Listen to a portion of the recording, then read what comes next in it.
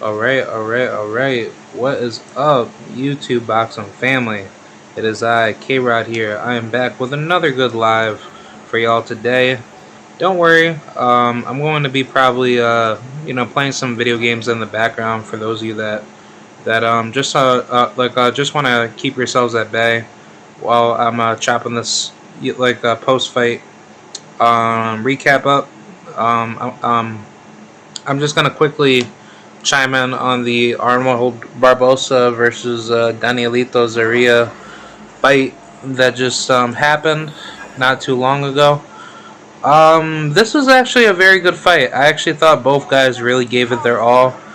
I really have to credit Danielito for putting out a very good, high level, tough performance. I actually thought Danielito fought, not the greatest, but he gave it his all. It was a good fight while it lasted. The only problem that I really had with Danielito was that he wasn't throwing enough to actually dominate Arnold Barboza to be the more devastating victor in the fight. I felt like Barboza, he wasn't really doing that great either. He was only able to get a couple shots off here and there, but other than that, Barboza showed a lot of holes in his game, in which I really think Barboza, he gets beat by a lot of the elite 140-pound contenders in the division. I don't think he really makes it that far, just simply because he's always been trained throughout his career by his father, and I don't think his father really gives out proper instructions, especially when when they're going to head into those high stake fights at the high level. I think Barbosa, he could do way better in prioritizing his strategy to be successful. Um, I don't know how I can really say Barbosa being successful at the world title level. I don't know if he's going to actually make it that far. I just think honestly, just based off of what I'm seeing, I just think Barbosa, he's way too limited in his skill set where he can't take it up to another level, and I think that's really where Danielito, he shined for what he could do, but he didn't execute enough where he had the style uh, to beat Arnold Barbosa. See now, I think a better fighter compared to Danielito at 140 that would have given Barbosa a way tougher challenge would be Jose Pedraza. And the only reason why I say Jose Pedraza is because Pedraza, he throws and he pressures you with his shots. And he's a very educated southpaw where he throws with bad intent and he has a very good high punch out ratio where he knows where to catch you and crush you with those, heavy loaded up shots. In which he doesn't load up all the time. He just has such a great ring IQ with his shots where he knows where to be in the ring to be successful. So I think in Danielito's case, he had a very similar style with Pedraza of how he did it with Jose Ramirez, in which I thought Pedraza, he actually won that fight and he actually had the style to beat Jose Ramirez, but just something out of that fight just pretty much showed that Pedraza, he wasn't active, just like with Danielito's performance. See now, what I can say from where Danielito can go from here is that I think he should really consider trying to, bring his training over here to America more. In which I don't really think every Puerto Rican fighter needs to come over to the U.S. Just to get better, but I just think for the case of Danielito to be great in boxing, I think it's better for him to hone his skills with a fighting trainer that knows his style, and I think eventually we're gonna start seeing him take on some bigger names where he could very well upset a lot of I guess notable names at 140. Granted, 140 is very super loaded. It's not a very easy division. It's a very very how should I say tricky division, based off of who's really made for the big lights or for the big stage. And Danielito Zorrilla, he shows that he needs improvement, but he just needs to just keep on fighting the tougher, the tougher opposition names, and I think eventually we will see Danielito come up more in the conversation to to potentially contend for a world title. I'm not trying to hype him up. I don't think Danielito is garbage. I think Danielito, he's a good fighter. Um, I just think, based off of what the fight that he had with Arnold Barboza, I think Barboza, he was only successful because Danielito didn't execute enough, similar to Jose Pedraza as he did with Jose Ramirez. So, I mean, either way, I think both guys had a great fight, and I think Danielito, he pretty much showed that Barboza, he's really not that good, trying to trade with you inside the pocket, but even on the outside, he's a sucker to always get hit with the same repetitive punch, constantly. So I just think in that case, I think Danielito, he pretty much showed that if he was able to prioritize himself a lot better in the fight, I think I think personally. I think personally the fight would have been a lot more different. I think if Danielito came into that fight a lot more focused and not being so hyper hesitant, and he had a lot more pressure with his style, and which his style was very very good. Danielito, he was he was tagging Barboza with some mean right hands and some uppercuts. And I think the best rounds that Danielito had was round 2, round 10, I think round 7, and I'd probably say round 9. Definitely round 9. I don't know. I think personally, the fight itself could have been a draw at best, or probably like a split decision.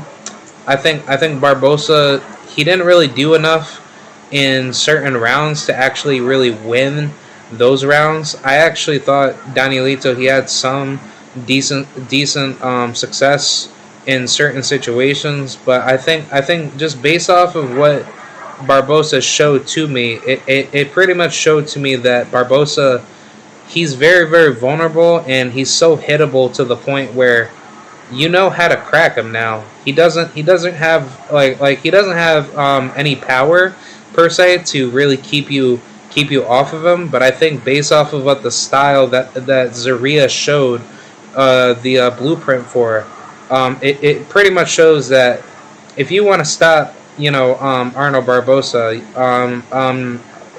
you need to press him, and you need to basically outwork him with body shots. And I think Barbosa, he could very well get tagged in those big marquee fights where he can easily get stopped to the body, or just get stopped to a very vicious right hand. Because I think that's where Barbosa, he leaves himself wide open from the orthodox position, where he's very vulnerable to the point where he actually puts himself in deep waters, to the point where he doesn't really, how should I say, he doesn't really adjust himself properly to be, in I guess proper safety, to make sure that he can actually be successful inside the pocket. I think Barbosa, he definitely knows what he's doing in certain exchanges, but I think just based off of how he fights very limited, and he fights as if he thinks he could just bang it out with you, because he's just so confident by just trying to mix it up with you. and I don't think that's a good style to have, especially in very high level, world title fights. I personally think Barboza, he really showed that he could very well get stopped, pretty easily. I think Danielito pretty much showed that he had multiple opportunities to hurt Arnold Barboza, but I think based off of how I see the fight being played out, it pretty much showed that Barboza, he has way more vulnerability than Danielito. I don't think Danielito is really that vulnerable to the point where he's going to get stopped. I think Danielito, he has a good style. He obviously needs to garner more experience to be seasoned enough in the division. I think Danielito, he can prove that in his fight, and I think that's where he can start looking a lot better than for what he should have been um, in this past fight. I think the problem with Danielito was just that he was a bit careless on defense at times, where he could have easily used his jab a lot more, where he could have easily hurt Barbosa more to the body with. I think he should have used his distance a lot more. He shouldn't have tried to trade it out with Barbosa. I think if anything, like if I was in that if I was in that position, I would not let Barbosa try to tag me with a jab and try to force me to my back foot. I think if anything, if Zorrilla, if he was able to press the action early game with his jab and then tag Barbosa to the body, he actually would have had like a more savagery type of style. And I think that's where Barbosa, he was actually very concerned about that, because he knew how deadly Zorrilla was, especially pressing on his opponents. So I think Danielito, he definitely gained a lot of new fans, especially fighting in the U.S. For the first time, if I'm not mistaken. So Danielito, he actually did a very very good job. I think Danielito, he just needs to work on a couple stuff, and I think he'll very well get better. But if I am not mistaken, I think this is his very first fight in the U.S. But if not, I think Danielito's exposure in America will be a lot better, and I think this is where we'll start to see, the rise of Puerto Rican fighters that start to have a bigger traction in the U.S. And I think that's where Danielito, he will start to shine a lot more, but it's just that he needs to just keep getting better. That's all. But I thought either way, that the fight was actually very close. If you guys want to argue to say Barbosa, he was winning like, I guess like 7 rounds to 3, or I probably say, honestly, like, to be fair, I actually thought it could have been 6-4, or probably just like a draw, because I didn't really see anything spectacular out of Barbosa's performance where he actually did anything. He actually got hurt a lot more in the later rounds, and credit to Danielito to actually hurt Barbosa late game, but he should have done that more early game. I think Danielito, he understands what he needs to do to get back into the gym and start improving. But I think eventually Danielito, he will get up there, and you will see more improvements in his next fight. And I think eventually he's gonna easily get back into the conversation, and he could very well mix it up with a lot of killers at 140. I think as far as like my next 5 preferred opponents that I would like to see Danielito possibly go up against. I wouldn't mind a fight between him and man. Honestly, like I'm not gonna say killers. Like, I'm not gonna say, oh well, Danielito Zorrilla, he should fight guys like Elvis Rodriguez, or he should fight Gary Antoine Russell. No, no, no. I think as far as like skill building fights, I think good fights to actually see him in. Um, I don't know, man, because like 140 is just supremely loaded, and I don't want to put down fighters like that I personally like that I want to see him, potentially lose to. Like I want to see him in potentially winnable fights, but honestly, just by looking at the landscape right now, especially what I can see, um, shit, man. I don't even know. I think honestly, man, he should probably go after anybody at 140 that is trying to get back into the winning column, and he should go forward with trying to get a fight like that made. But man, because even if we want to say, oh well, he should go ahead and fight a guy like Regis Prograis, hell no. Like I obviously don't think Regis Prograis would be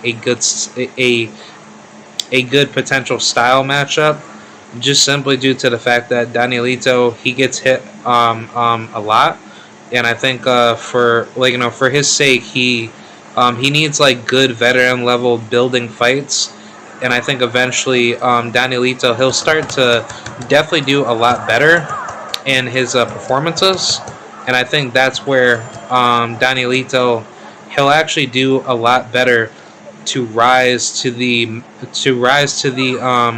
occasion, to actually do what he needs to do to be successful. But as far as the opponent selection that I would like to see Danielito in, I think honestly, man, I don't know. Like I think he should very well go for maybe a fight with who? Uh, I'm trying to find a good opponent here on BoxRec. Um, hold on, I got BoxRec pulled up. All right, here we go. All right, so Danielito. Honestly, I think Danielito, he should go after Montana Love. I think I think honestly that's a good ass fight. Or he should go after Cesar Francis. He could very well beat him. I think he could easily beat him. Maybe like a fight with Javier Molina. I like that fight. Or maybe a fight with I like a Malik Hawkins fight, but I think Malik Hawkins. I don't think he would take that fight. I think Malik Hawkins, he's gonna get stopped. I think he could beat him. And then I wouldn't mind a fight with Ivan Baranchik. I think he could beat him. And then maybe a fight with maybe William Madera. Yeah, he's out of Albany, New York. He's a good ass fighter. But oh my god, fucking Polo. Yo, Polo, get your weird ass out of like my comment section. Polo said, easy work. Zorrilla got schooled. He got outlanded every single round. Huh? Bro, do you do you really watch boxing? I don't think you do. I don't think you really do, but okay, yeah, sure. Of course let the quote unquote Mexicans always have to come on here and trying to be, very biased like for their fighters, but yeah, don't worry, because once more Mexico versus Puerto Rico matchups happen, I guarantee you your Mexican fighters will drop like flies. But yeah, like you guys are pretty much not really getting that many victories over us. But like either way, credit to Arnold Barboza, because I like Arnold Barboza, but the problem that I have with him is just that he's very limited. He doesn't really have that much defense himself, and I think based off of this fight with him and Zorrilla, I think Zorrilla pretty much showed that he could very well stop a guy like Barboza somewhere down the path in the future. Because if he had like more garnered experience where he actually was, defensively responsible, and he was more offensively schooled, where he was pressing him to the body and crushing him, like, with like the overhand rights a lot more by setting up the jab. I think Zorrilla could have very well stopped him. But the problem was is just that he was just waiting for that big shot to try to hurt Barboza, and I think that's where Barboza, he was very lucky that Zorrilla wasn't able to mix it up more, because if he had a good mix up game, I think Danielito could have very well defeated him. But either way, I will credit the subpar performance of Barbosa's boxing ability. I just don't see really anything. How should I say? I don't see anything good out of Barbosa's skill set that convinces me enough to say that he's actually that good to hang with the top guys at 140. I think honestly at the top 10 or top 15 level, Barboza, he gets stopped, or he just basically loses on the scorecards. I don't see Barboza really doing anything spectacular per se, and I think that's just only because I just see more flaws out of his skill set that makes me believe that Barboza, he could very well lose, bigger fights. But based off of what I'm seeing, Danielito Zorrilla was in the same situation that Jose Pedraza was in with Jose Ramirez.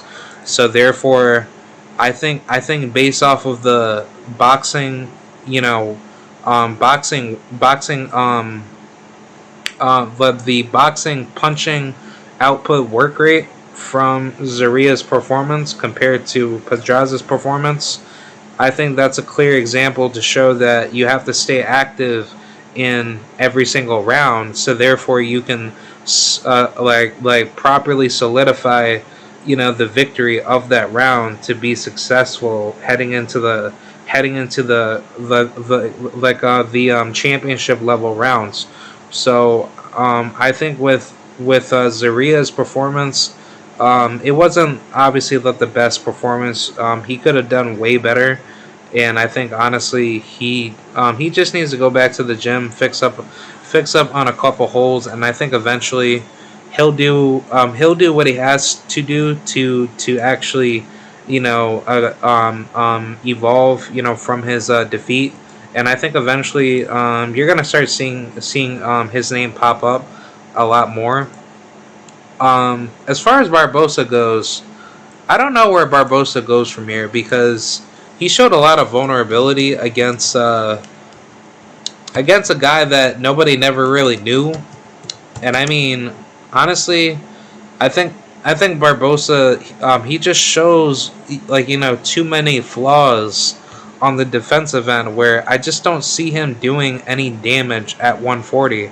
And I mean, granted, you became 27-0, but this is like an Arnold Barboza that literally took a year off after the Antonio Moran fight, and then you get into a fight with Danielito, and you don't even look that good. But then on top of that, you keep getting hit with so many predictable shots where he very well could have been stopped. But I definitely have to say credit to the two judges that actually scored the fight somewhat fair, 97-93. I could definitely agree with that. I think honestly, just based off of what the scorecards on my end, I actually had it at least 6-4 if you want to argue for Barbosa's case, or like to me personally, I think it could have been a draw, because I didn't see enough from Barboza that really made me think he could have won that fight. But Danielito, he did his thing, man. I think now that he's more notable in the division by going up against a common, veteran in the division, even though that he lost, I think Danielito has more eyes on him now. So now it's like he's actually in the winner's seat, even though that he actually lost, but still, even if Danielito was to win that fight, I think honestly that the biggest problem is just that Danielito, he has more to actually gain from the loss, because now this garners more experience for him to actually get better. And I think eventually we're going to start seeing him knock off some top level opposition. Obviously, 140 is supremely loaded, but looking at the 140-pound resume list of opponents here, you got guys like Cesar Francis, you got Rancis Barthélemy, who's going to be fighting Gary Antoine Russell very, very soon on the Danny Swift Garcia and the Jose Benavidez Jr. card. Um, you obviously got Jose Pedraza, which he'll be fighting Richard Coleman. That's what I heard from the top ranked telecast from Bernardo Osuna or Mark Kriegel. So that'll be a good ass fight. I'm not too sure about the brother, Mr. Richardson Hitchens. He just fought back in May. That was on the Gervonta. No. May 21st. Shit. Who fought on May 21st? Wait, hold on. I think Hitchens fought on some big card, but I'm not too sure.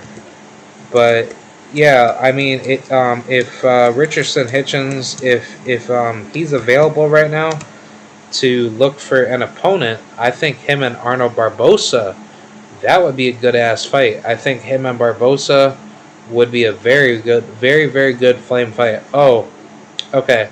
So Hitchens actually fought on the Benavidez David Lemieux card. So that's not too bad.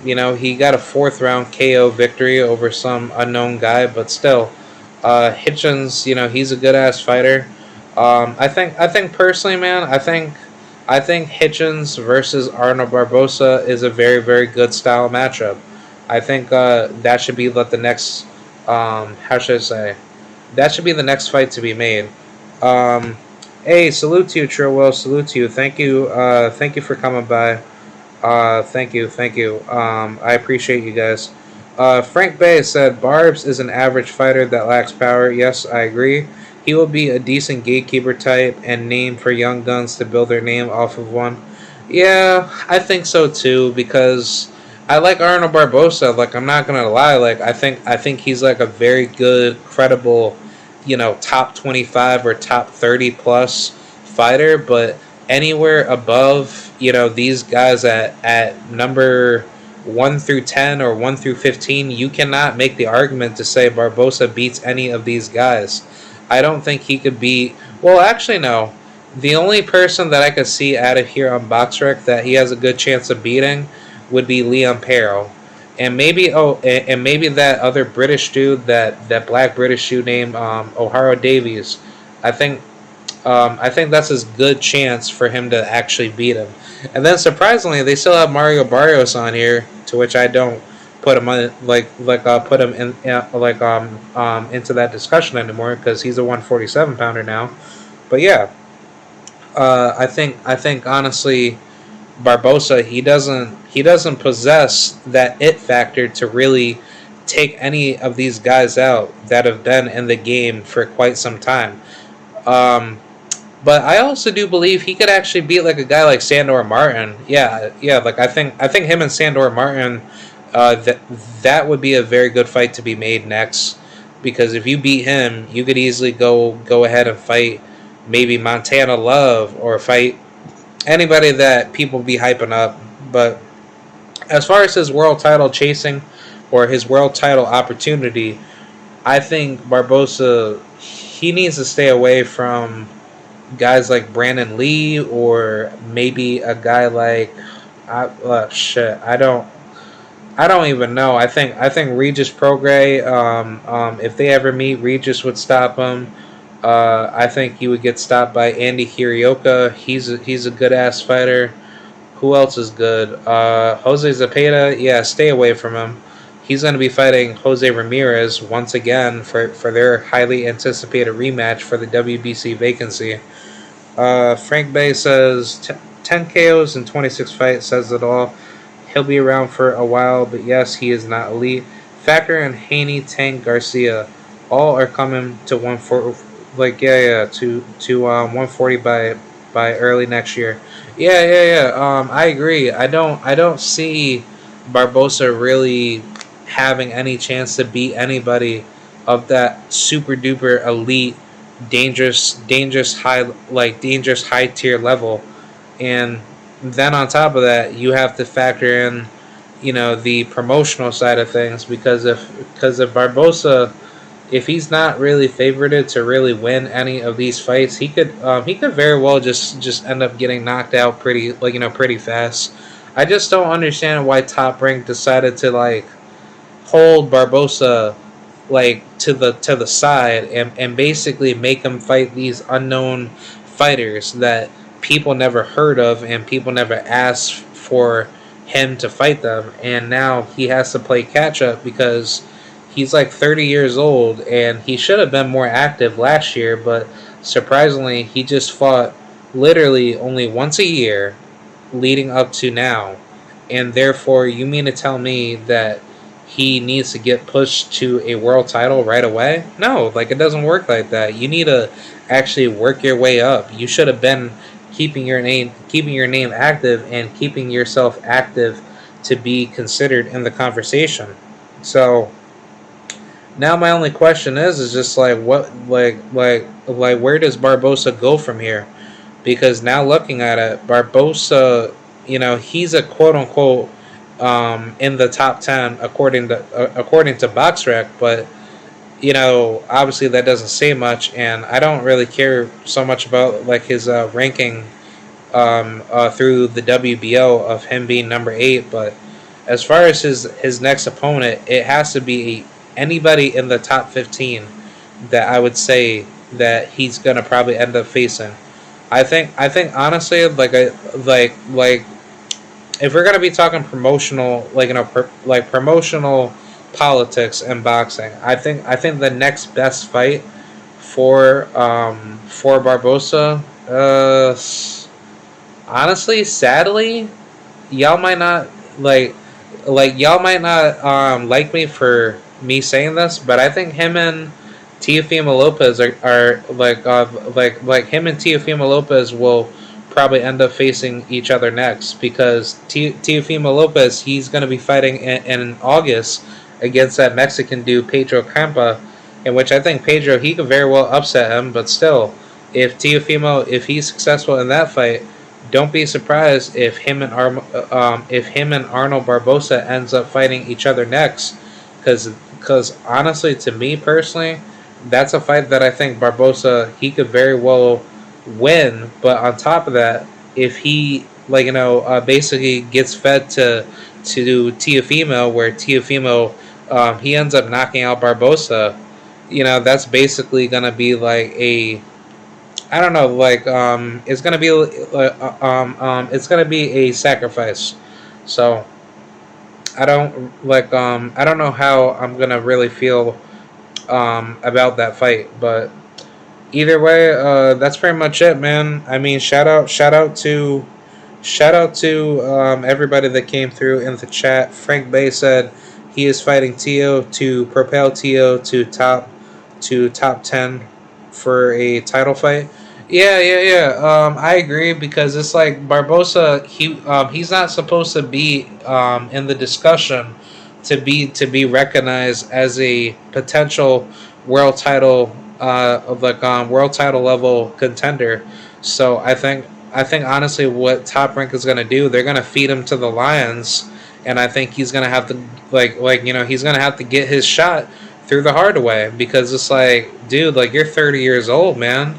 Boxers usually start regressing by 33 or 34, but I don't know. I think Barbosa, he has a good ceiling. He has a good ceiling in the sport where you could very well see him, kick into his prime, for a good couple years. But I think eventually he's gonna wind down very quick, because as the competition gets a lot harder, I think Barbosa, he's gonna get tagged up a lot more, and he's not gonna look like the same fighter going into dangerous fights because of the top of the top level at 140, they don't usually end up being the same fighters, because you can easily see that when you see these top level names, especially like Subriel Matias, like when he gets into fights with people that we obviously see him get into, so therefore he can become a champion. He doesn't make those same opponents come out the same way. So I think just based off of the danger of some of these fighters that actually punch very hard at 140, I think 140 is going to change very very quick politically, because a lot of these fighters that say that they could stay in these really really dangerous level divisions for quite some time until they move up. I think that their fighting spirit will not hold up as they start getting older, and they start taking punishment a lot more harder heading into their older years.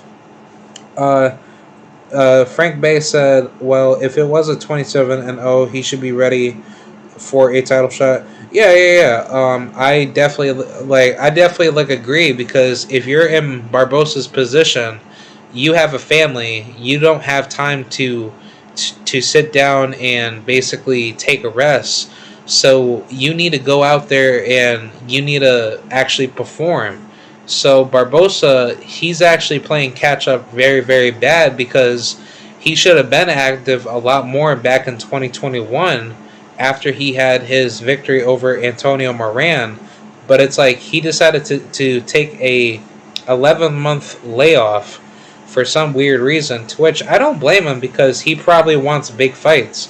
So for him to go through Top Rank, it's just like, if Top Rank, if they're not going to give you a good opponent, and you're not able to put yourself in position to become a champion, then therefore you're basically stuck in mud.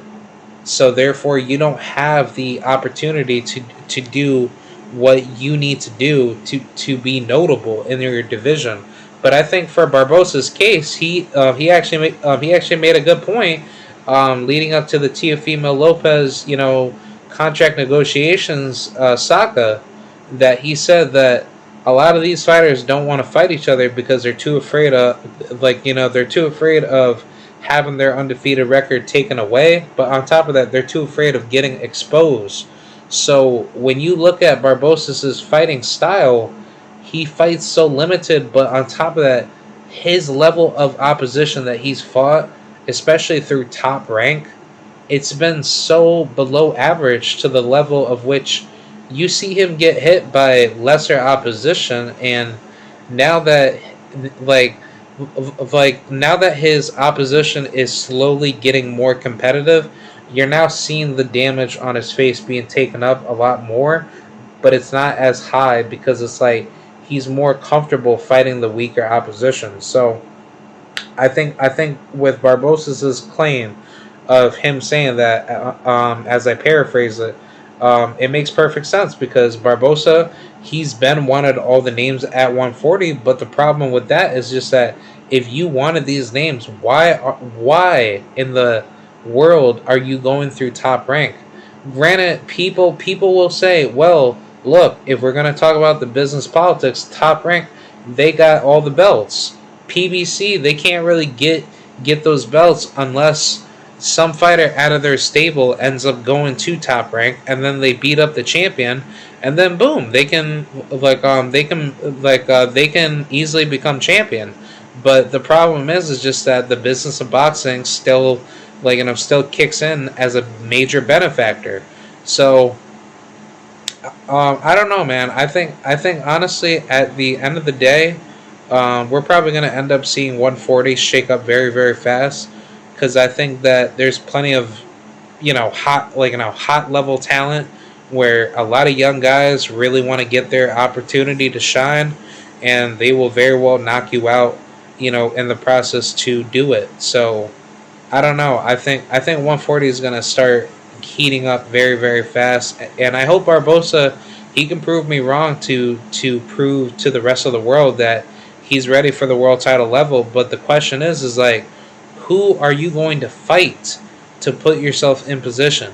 Because if he does end up fighting Teofimo next, and let's just say he beats up Teofimo and he dominates him in surprising fashion, then I won't be surprised if Barboza if he gets lined up for a title very very soon. So I don't know, man. I think Barboza he's trying to go through the WBO route because he knows that the WBO is obviously politically connected through Bob Arum. So I basically call it like the whatever Bob orders belt for top rank, but if he's able to put himself in position by beating a Teofimo Lopez, he's gonna start trending a lot more.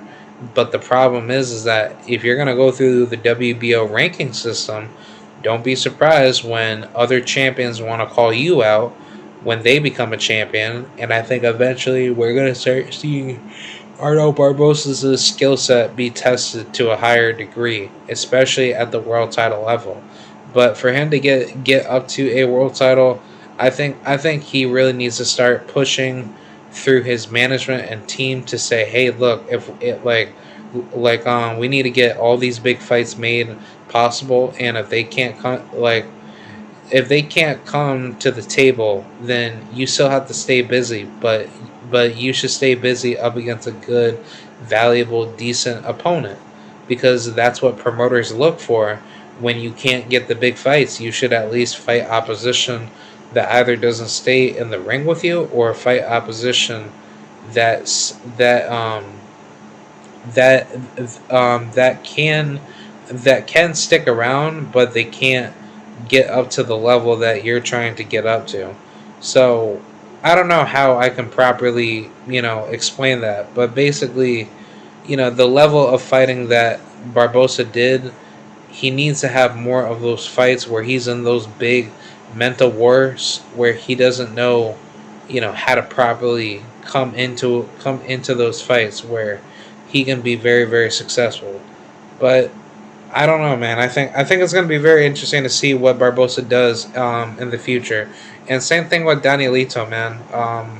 I definitely have a lot of respect for him because he took this fight and he did very very well.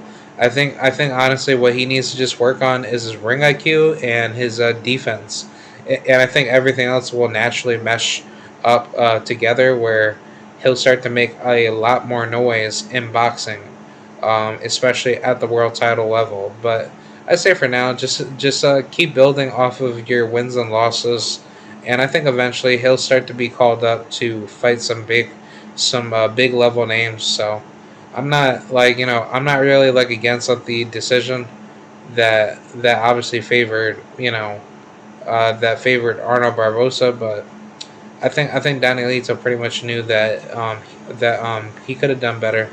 But yeah, man, that's pretty much it.